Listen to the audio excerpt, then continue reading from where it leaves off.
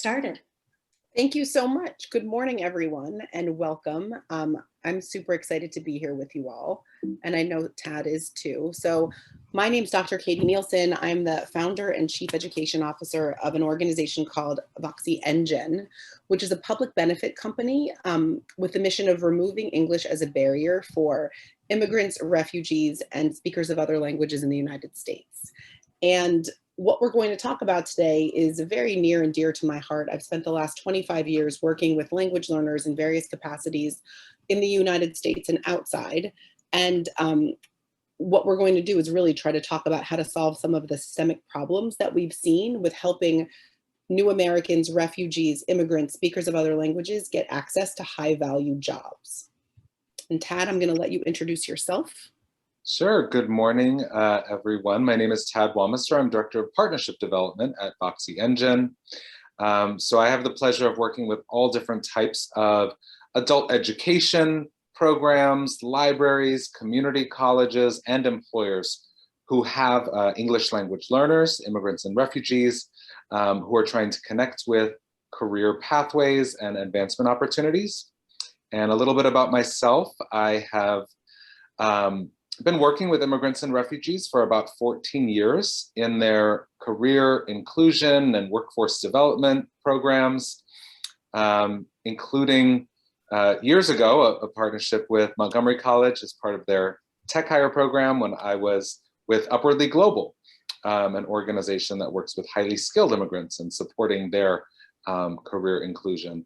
So really excited to have this conversation today. Please be active in the chat. So any questions, comments, ideas, don't hesitate to share those. So this is a quick agenda. We're going to start with an introduction and overview of what we're going to be talking about.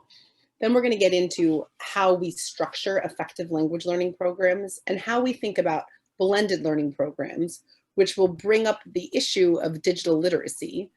And then we're going to end with a lot of time to talk about how to work with employers, because one of the things that Tad and I really want to talk about today is how we can help close the gap between adult education, community college, and employers, especially for learners with who speak other languages, who need to improve their English proficiency to get access to job training programs.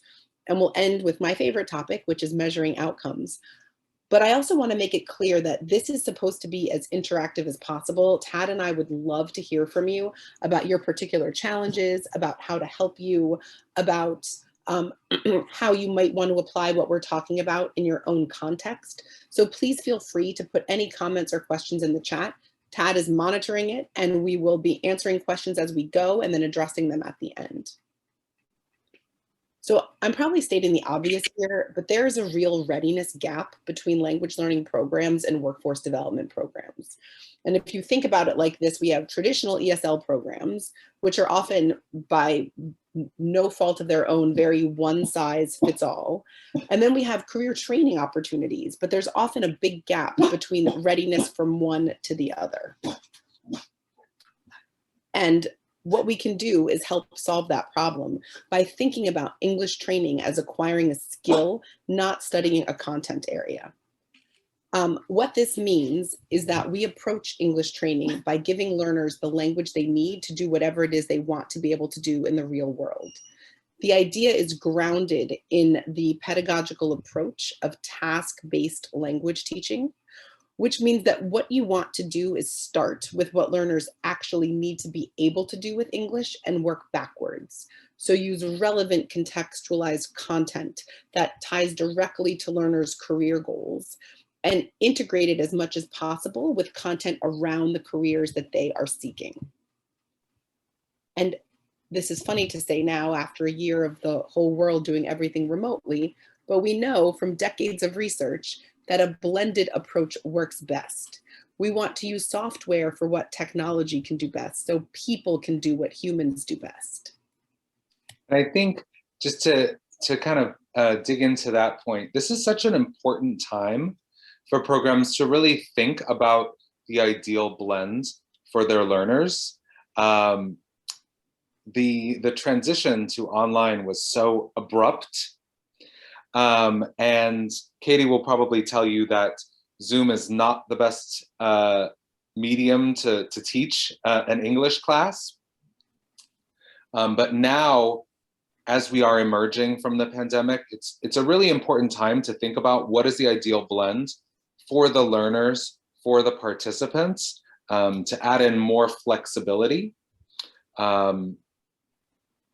Just in learner-centered design, it's an important time for reflection on blended programs. Definitely. And I think now is the moment to do that reflection when everyone comes into the next year of training, thinking about what lessons we've learned over the last year and what resources we need for learners to make them successful. So the idea behind task-based language training is that you want to use real world materials instead of using scripted and outdated materials. So when I was speaking about one size fits all, if you can take learning materials directly from the career training programs that your learners are getting into, it will just generally work better. And I have a few examples of that here, like the language you need to measure someone's height in bed, or the language that you need around COVID-19 safety, or the language that you need to work in an e-commerce warehouse. And we really believe and have seen that the workplace is an ideal environment for English upskilling for a few reasons. And this is becoming more and more important. We're hearing about a lot of talent shortages in different sectors: hospitality, restaurants, manufacturing, tech. And as employers recruit learners, recruit workers who are English language learners, it's important to provide them with the training and support they need to be successful. And this is also an important retention and talent development strategy for employers. Some of the reasons why the workplace is ideal is that it's tied to a real task. It is authentic. As the lessons are engaging and motivating those learners because they're aligned with their interests and their career advancement goals, the learners are going to spend more time. The learning is going to be more effective, and they can put that learning, put those language skills to use immediately. Technology can allow programs to track what those learners are doing. And all of this leads to rapid language acquisition because it is relevant to that learner's goals. And it's really a win-win for both the employer and the employee. Of course, adult education programs, one of the challenges is selling this value to employers, because it has a short-term cost of taking a worker off the line, but the dividends pay off in the long term in terms of retention and talent pipeline development.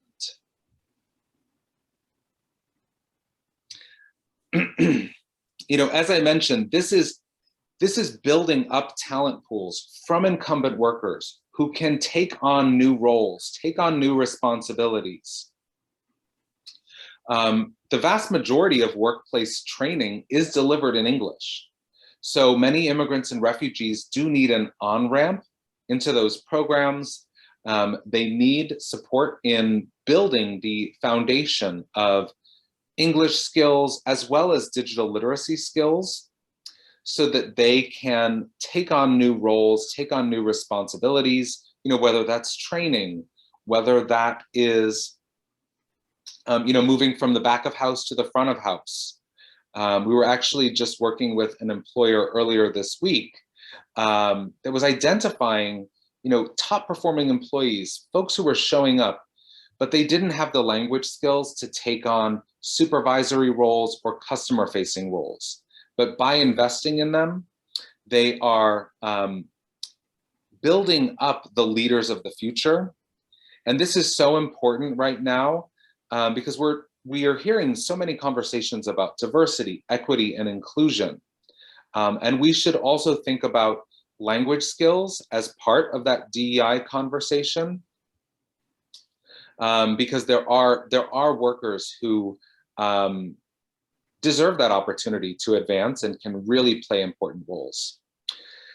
Now, this can be very difficult for human resource professionals, workforce development professionals to understand how to do this. Now, we're talking to an audience of adult educators. So you're used to building up language skills, basic skills in your learners. But HR leaders may not know where to start. And so hopefully today's presentation will give you some strategies for engaging employers, helping them to see the value and really operationalizing these programs. These are some of the areas where there's a real opportunity to expand. CTE training is something that we're talking more and more about. I know that there are potential federal changes that will open up more funding, more Pell grants that can pay for short-term certifications. But language learners need an on-ramp or a bridge into those programs. I'm really enthusiastic, and we're going to talk a little bit later this morning about apprenticeships and pre-apprenticeship programs. There's a renewed focus on apprenticeship programs, which is really an exceptional earn and learn opportunity, so that workers, incumbent workers, learners can not only earn a wage, earn a living, but they can also be gaining skills at the same time. Language-focused English language pre-apprenticeship programs can provide that on-ramp and can support diversity in apprenticeships, which has been historically a real challenge. The vast majority of apprenticeships have gone to white men. So we need to think about diversity, bringing women into apprenticeship opportunities, but also bringing people of color, bringing language learners into apprenticeships, and really creating greater diversity in apprenticeship programs through pre-apprenticeships. And then I believe in Maryland, every state-funded program is required to have an IET, and this is a real opportunity, and Ellen confirms, to think about what are the IETs that map to in-demand professions right now, because the job market, the talent needs have really changed recently. We've seen transportation, distribution, logistics, e-commerce. These are areas that have really drastically increased over the pandemic, and consumers' habits are unlikely to change back. So e-commerce is here to stay, and it may impact what IETs are really going to help your learners to connect with opportunity. Hi, it's time for a poll.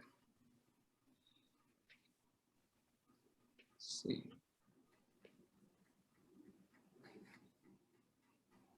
So, all right. So does your current organization support any of the following? And this is a multiple choice. So please choose all that apply. If you choose other, feel free to chat that in.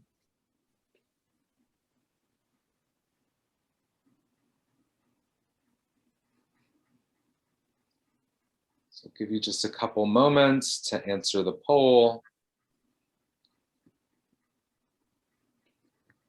And it's okay if you're here to learn more. All right, so over 50% offering language bridge programs, 78% having IETs and career pathway programs. That's great that 22% are offering pre-apprenticeship opportunities. And I encourage everyone to look into that as an opportunity, CTE language transitions, and of course we have some folks who are here to learn more. If you did chat in other, please feel, or if you did choose other, please feel free to chat in what type of program you're thinking about. Exactly. So I talked about this a little bit earlier in the presentation about what's happened as a result of a year of Zoom. And the truth is that research on distance learning has been going on for decades. COVID-19 left many practitioners unprepared, but we do know a lot about how to structure distance learning. And I think what everyone has seen is that we have a real opportunity right now to improve access, equity, and inclusion, and also to extend our reach via distance learning. So programs with a well thought out blended strategy can really include more language learners, offering more opportunity for high value jobs and meaningful career pathways. Just to piggyback on that, I was speaking with an adult education program in Maine, and the housing market has really affected their programs because their learners are moving further away from where the jobs are. So the pandemic has shifted, housing patterns, and it's made it more difficult for adult learners, for low-income workers to connect with training opportunities. So it is really important to think about how to build in that flexibility in distance learning, again, to create more equity of opportunity. Exactly. And I thought I'd review a few best practices for setting up and executing online environments, just because if we're thinking about how to use them for more flexibility, we need to make sure they work. So the first important point is that they need to be structured to foster language learning. And at the same time, the role of technology should be to enhance the language learning process, to think about what could make language learning more effective and how can I use technology to do that. Along those same lines, you want to try to solve problems that are inherent with face-to-face classes and traditional models, much like what Tad was saying. You can solve problems of space and time using technology, and those are excellent things to solve. Monitoring learner activity is a huge bonus for any sort of digital instruction, because for the first time, you have an idea of how much time your learners are spending working on whatever it is you want them to work on. You can see who's logged in. You can see how much time they've logged. You can see what resources they're using. You can see how they're performing. And then you can tailor your own interventions to learners' needs based on what sorts of activity you're seeing them complete. Really well-designed online environments push learners to engage in virtual experiences. And as the world of work is becoming more digital, as we're relying more on webinars and Zoom conferences and meetings where we have distributed teams, we need to push learners to experience those things as a preparation for working in the post-COVID economy. And finally, we need to measure outcomes and overall success, because the only way to continue to get funding for programs is to show that they work. One of the benefits of technology-mediated programs is that those outcomes are pretty trackable. So learning has moved online, and new educational models offer flexibility and access, and this comes up every time I talk about using technology to work with especially new Americans, recent refugees, immigrants, speakers of other languages. We have a digital equity gap, a digital skills gap, at the same time that we have language gap. So this comes from the National Skills Coalition, and this is the percentage of English learners with digital skills. And you can see that 40% report zero digital skills. 27% report limited digital skills. So what happens when I suggest using technology-mediated solutions for working with English language learners, people say, well, they don't have the digital literacy they need to do those programs. And I think we need to look at that as not an obstacle, but just something that needs to be included in our approach. We can't just not help people get digital literacy skills, because not only do we want them to use them for instruction, we're preparing the workforce for jobs that are all going to require technology. So having digital skills is a prerequisite for being employed, which means we need to help our learners get those. So how do we do that? Well, what we do is try to leverage mobile courses, because most people have access to mobile phones. The bar to entry is much lower when you're helping people learn how to learn with a mobile device than it is with a computer when they don't have any computer literacy. So if you can teach people how to use computers using easy to use mobile applications, we see a great deal of success in getting people comfortable with the idea of different web browsers, remote working, navigating multiple Zoom windows, what to do when you're transferring between Google Meet and a Zoom webinar, how to handle a mouse, what to do with a keyboard. We can teach learners all those skills in a mobile application that just involves a few, clicking on a few links And learners already basically know how to do that. So getting them up and running with a mobile platform is a really good way to get them the digital skills they need for more complex tasks. And I think Tad is going to talk a little bit now about some sample career pathways that open themselves up once you help learners get digital literacy. Yeah, this is, let me make sure I'm unmuted again. This is really defining like that pathway and an on-ramp into CTE, IET, and career pathway programs. You have to build a foundation. And as Katie's been discussing, digital literacy is part of a foundation. I think we need to think about it as just as important as English skills. Digital literacy skills are becoming ubiquitous, important for virtually all jobs. I was speaking with a program that is working with, environmental services workers, janitors. They're being required to use technology within their job. E-commerce warehouses, these workers are required to use devices every day. So building that digital literacy and those foundational digital literacy skills are going to enable them to have access to other career and sector specific training. Business skills have changed. Remote work is not something that is going to go away. It is now a core component of healthcare programs and so many other professions. And by building this foundation, there can be access to other career-specific training, whether it's in customer service or manufacturing or healthcare. In order to access those training programs, you need that foundation of digital literacy, English skills, and then, workplace readiness skills.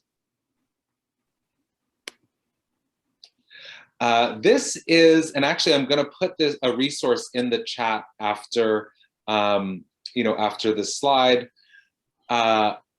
This is a resource to help you as you're working with employers, working with programs, to understand, are they ready and what do they need to put in place to be ready to deliver a workplace English program.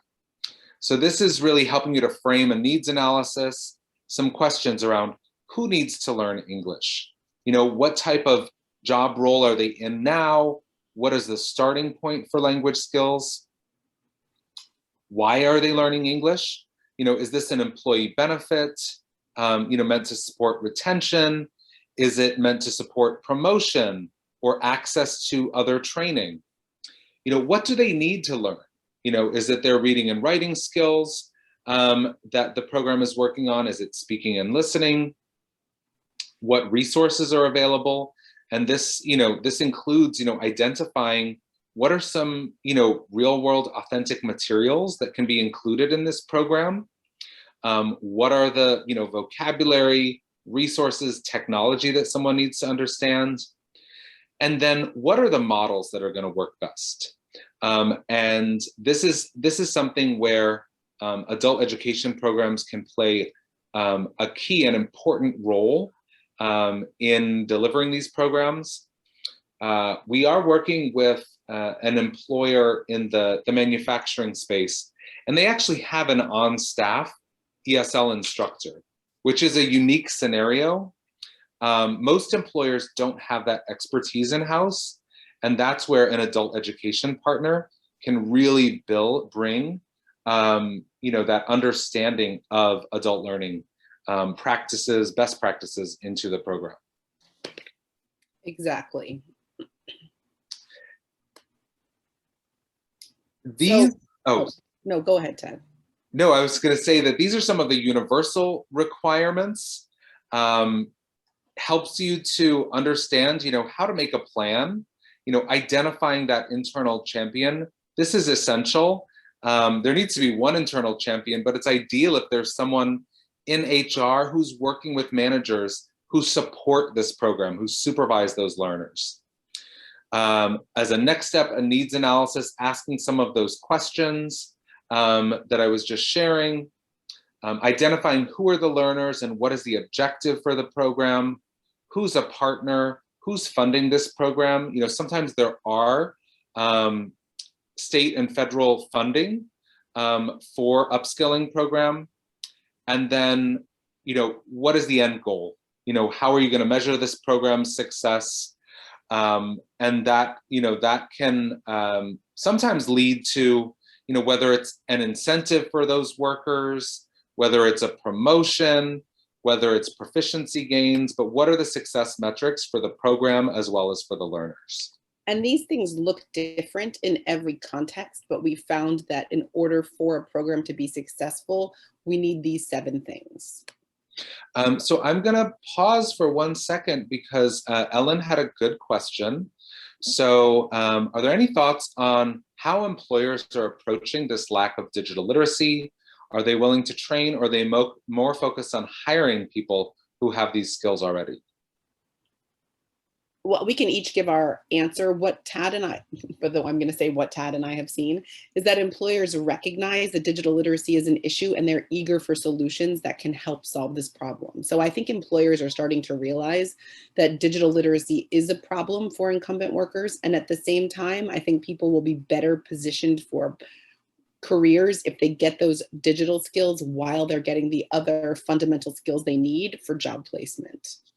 One of the reasons why we created our English for Digital Literacy course was exactly that, to offer a more flexible solution. One of the challenges, especially in employer programs, union programs, is that these workers, these frontline workers, are not necessarily having access to a computer or an email address at work. So the learning has to be mobile and happen through a smartphone. So that is just something to think about, that for many frontline workers, the device that they have access to is their phone. Exactly. So Tad and I actually wanted to walk you all through a few models that we've seen be effective. As we said, you need those 7 universal requirements, but they can look different in different contexts. And so we're going to explain these to you. But again, if you have comments or questions, please ask a question.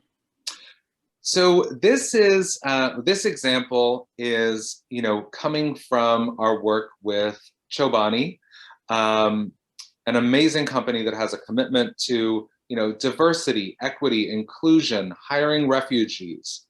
One of the key components that has made this so successful is the dedicated champion HR manager who's overseeing this program, mobilizing resources, and also engaging with the the employees' supervisors.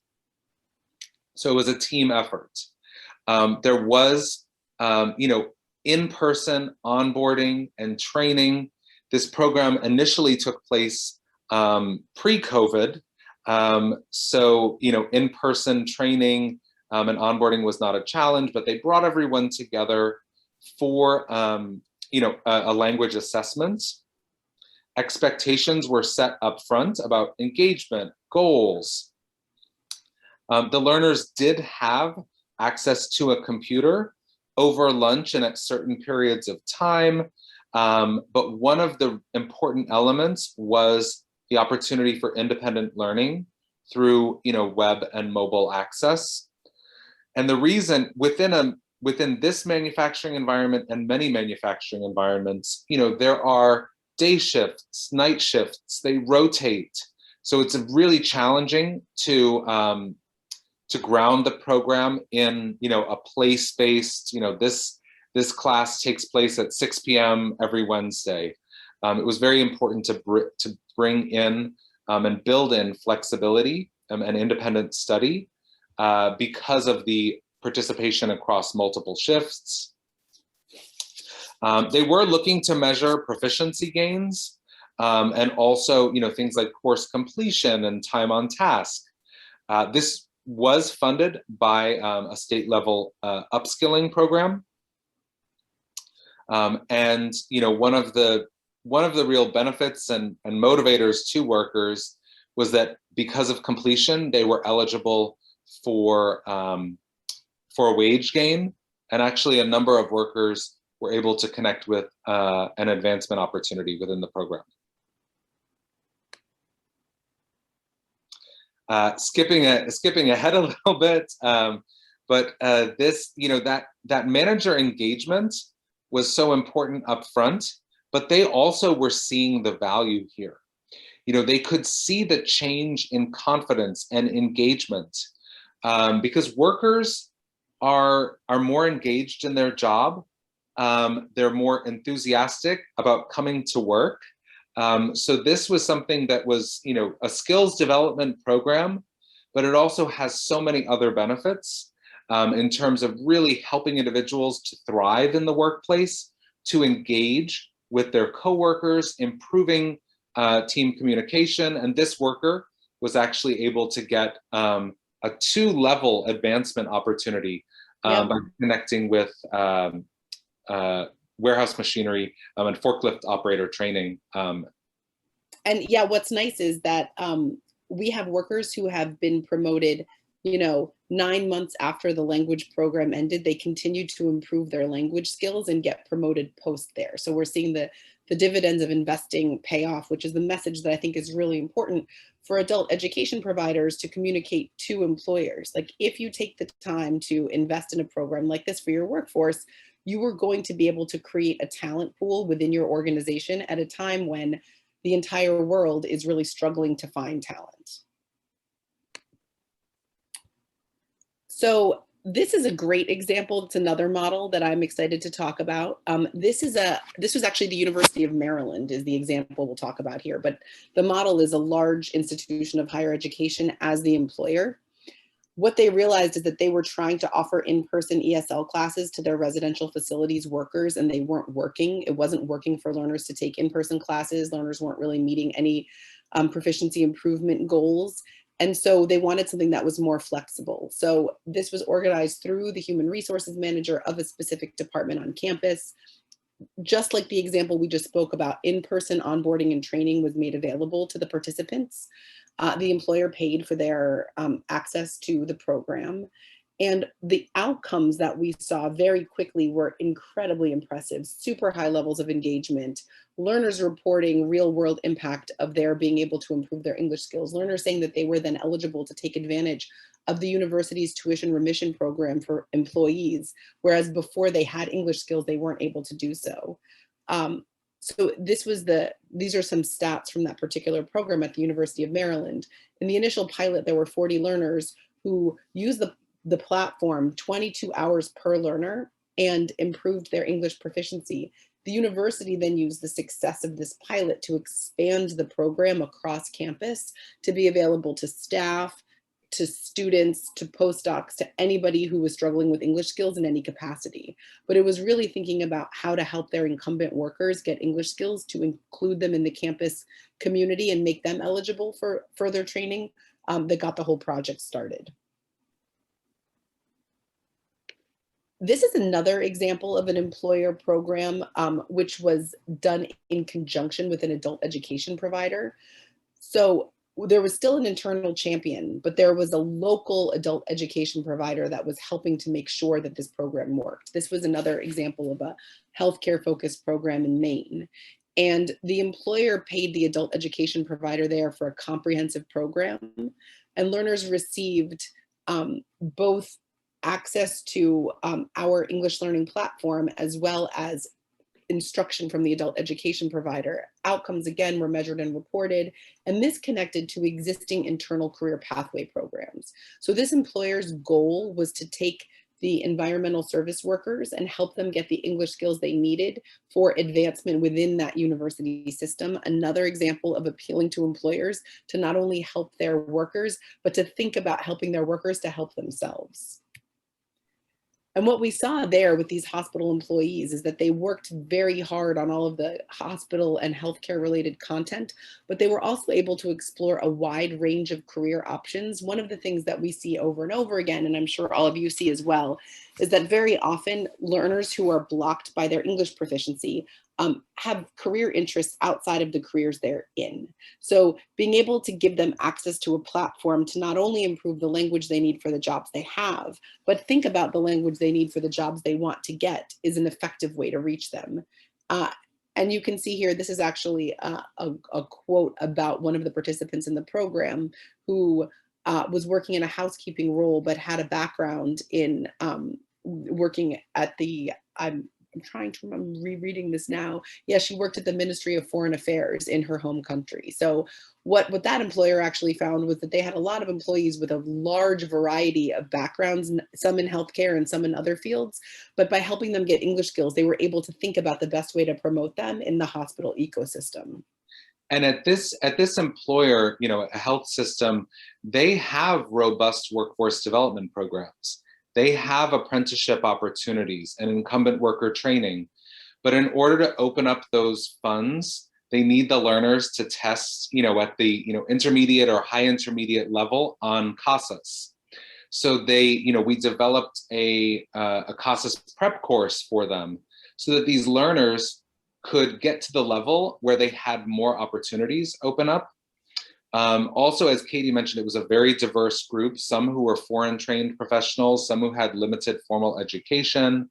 So get them the English they need. And actually one component of this was career exploration, because some individuals who are working in, you know, food service or environmental services, they may want to pursue allied health careers, but they knew that not everyone, you know, wanted to become a phlebotomist or a CNA or a medical assistant.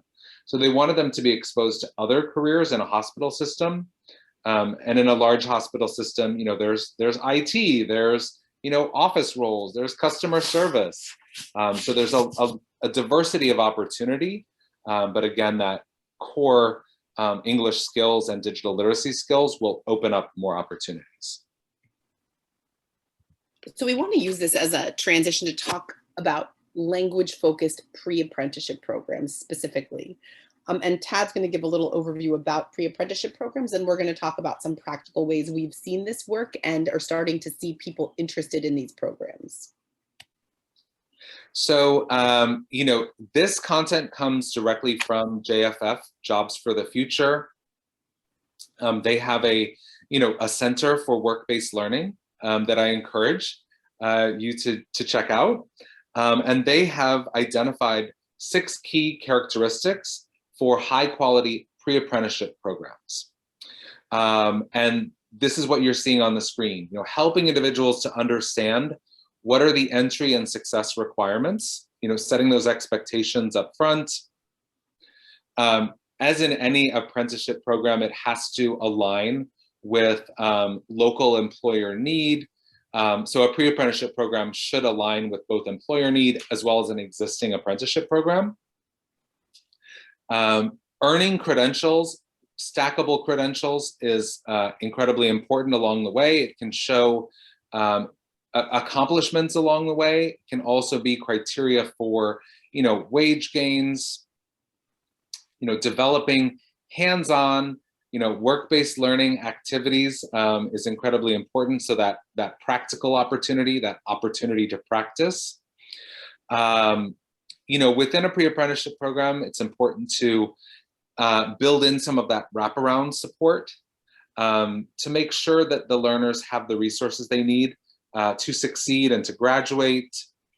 And then, you know, at the end, you know, how are you supporting that transition into a registered apprenticeship program that's going to lead to a good paying job?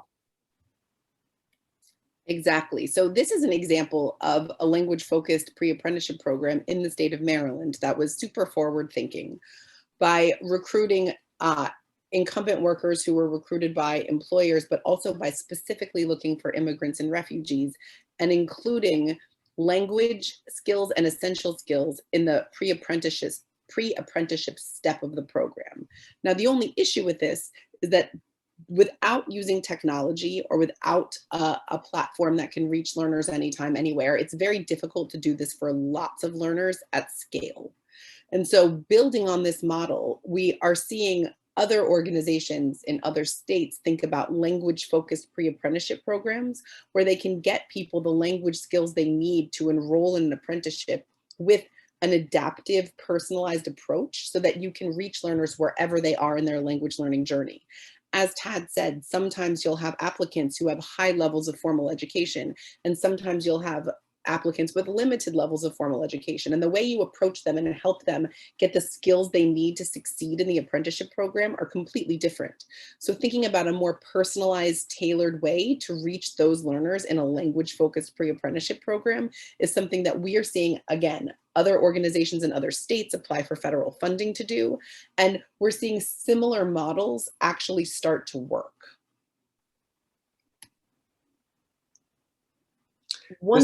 Oh yeah, go ahead. No. I was going to share, this is one example. We're working with an adult education program out in Lake Tahoe, the advanced program at Lake Tahoe Community College.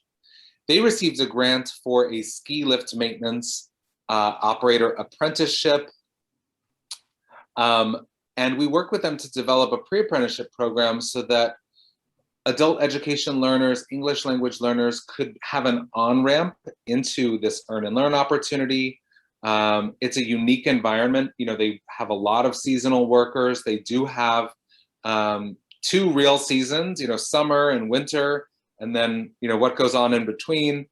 So it was really exciting to work with them to develop this custom content that can provide that on-ramp and opportunity for an earn and learn experience with a local employer in the, you know, hospitality and, you know, mountain recreation area. Exactly. And it's just another example of why having very specific language when you're helping somebody with the language for a pre-apprenticeship is so important.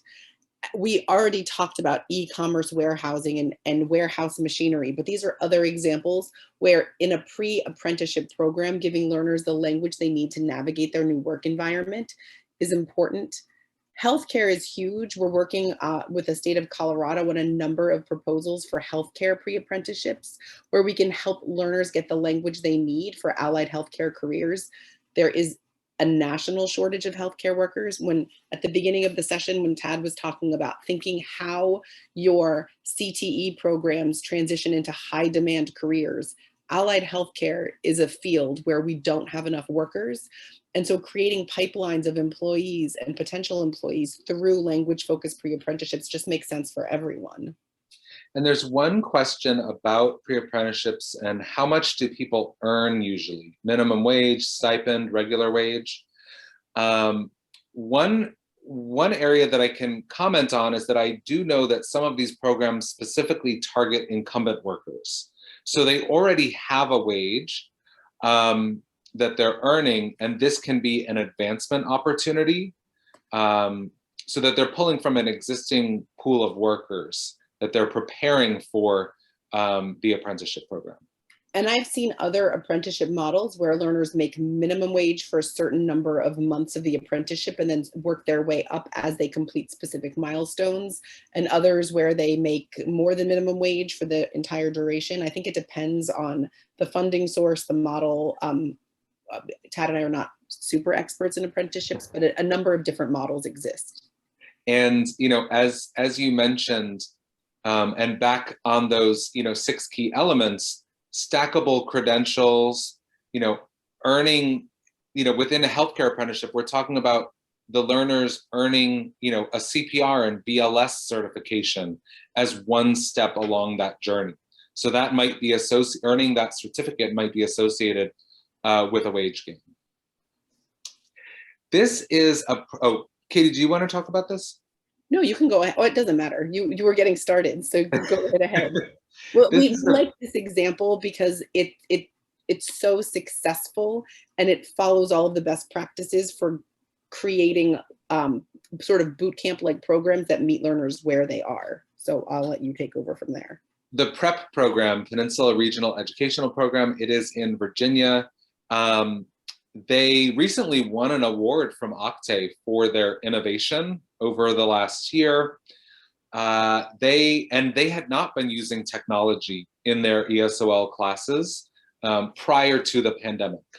But last fall, they really intentionally started focusing on, workplace readiness, digital literacy skills, and providing more self-study opportunities to their learners, with the intention of then helping them to transition into different career pathway boot camps in tech, in logistics, as well as in healthcare.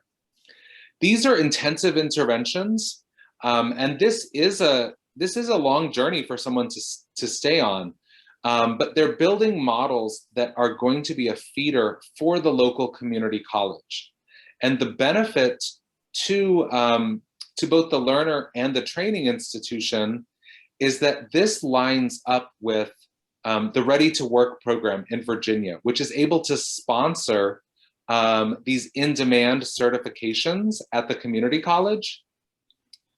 So again, this goes back to, diversity, inclusion, opportunity, breaking down that opportunity divide, helping learners, immigrants and refugees, language learners, to get that foundation so that they can take advantage of these opportunities in the state of Virginia, earn a certificate that lines up directly with an in-demand job. And the community college is looking for a pipeline of prepared students. So it's been really wonderful to see this program experiment, mature, and the collaboration between adult education and the community college. Exactly. And that sort of brings us to the wrap up of our presentation, because one of the things that we wanted to make clear is that we do a lot of work with community colleges and adult education providers and libraries and employers, but we never want to take the adult education provider out of the equation. Like, what we can do is help you reach more learners with content that we have that we can quickly adapt and give to learners just at the right time, so that adult education providers can do the work to support learners and figure out what their needs are and work directly with the employer to sort of create a pathway that makes sense. What we have is technology that lets us deliver language learning content to large numbers of learners with diverse needs at scale. And as we talked about this a little bit in the beginning, but what we offer is something that's personalized, easy to run, career specific, and very integrated into whatever educational program we're supporting. So we see ourselves as a part of a solution between employers and education providers and learners to try to accelerate outcomes, which is exactly what's going on in that program in Virginia. One of the other benefits of our platform, and we got at the importance of this early, is that we can measure everything. So we can measure time on task, which is the single biggest predictor of success in any sort of learning program. But we can also look at the mastery of language and content. We can look at proficiency improvement over time. We can look at the performance at the end of every unit, which is all geared to the language you need for a specific career. We can track instructor feedback. We also measure learner satisfaction. We do regular surveys of the impact of the program and platform, and we measure whether or not learners can actually do anything in English as a result of having used this. So this is a comprehensive framework for evaluating outcomes, important for documenting efficacy and funding, and it's integrated into the platform that we're offering. So to sort of review what we talked about today, which touched on a lot of different things, there's a massive disconnect between ESL programs and job training programs. We know that employers want to upskill their employees with English skills, but we also know that they need help getting started and that they can benefit from support for their learners.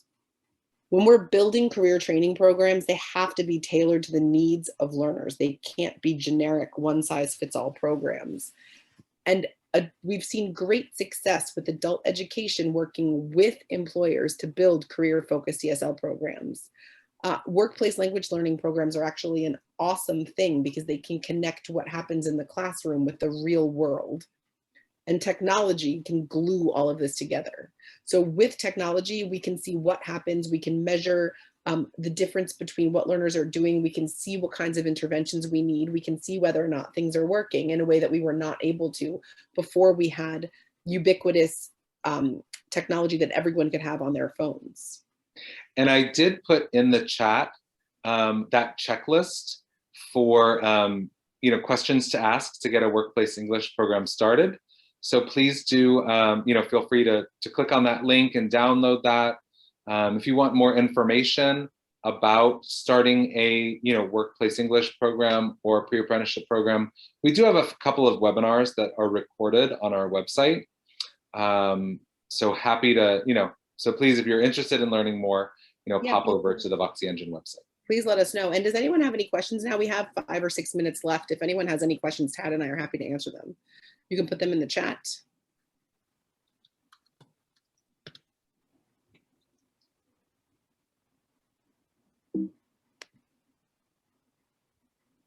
I also put my email address in there, so please feel free to reach out if you have additional questions, ideas, or thoughts. We really appreciate your time today. Thank you so much.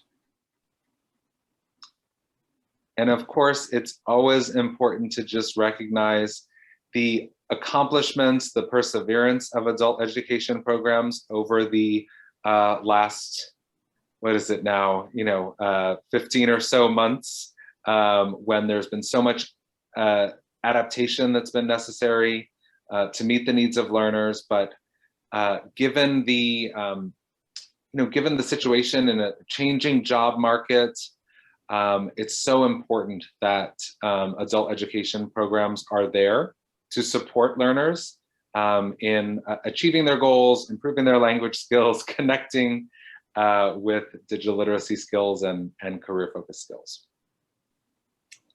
So Katie and Tad, thank you so much. Such incredible, valuable information you've shared this morning. And truly, if we aren't helping our learners gain employment, move up on their career ladder, what are we really doing, right? That is the primary goal of WIELA, and it's the primary goal of creating an inclusive society where our students can be successful. So thank you so much. You're getting so much praise in the chat room, so let's keep an eye on that in case there are any last minute questions. In the meantime, I'm going to create a post for our feedback survey. All of you have been such wonderful participants over the last 3.5 days. But for us to continue doing this, we need your feedback. We need to know what you liked, what you didn't like, and how we can progress from here. This is our 4th virtual training institute, and we hope to keep this running as long as we can create valuable content for all of you. So for many of you, when you close out of the session, you will also be prompted with a feedback survey. That is the same one, so we'll only need to complete one. And also, as we're coming to the end of the Virtual Training Institute, I'm also including the proof of participation link in the chat box too. That is how you can gain information from us that you did participate in the sessions that you participated in, if you need that for your local program. All right, so Tad and Katie, thank you again for being with us today. We really appreciate being able to offer such a diverse amount of content for our participants, and we can't do that without you. So thank you so much for being with us today. Thanks for having us. Yeah, thanks for pulling this together. Congratulations to the whole team, yourself and Gina, for pulling together this amazing BTI that's a resource to adult education programs across the country. So thank you. Yes. Thank you so much. All right, gang, 2 more presentations. So if you can join us, we would love to have you, and we will see you soon.